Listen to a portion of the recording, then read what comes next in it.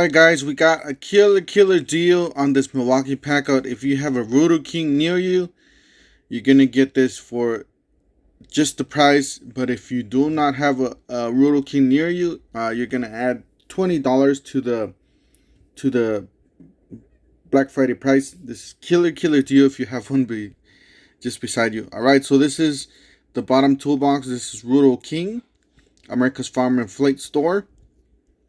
There's a Milwaukee Packout 48-22-8426. So just a standard Packout. Let's see what else. So valued at $139.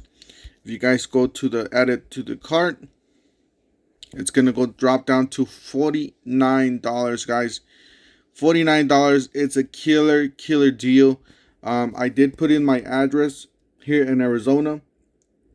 They charged me $20 to ship it, but still, guys, at $70, I think it's lower than every store.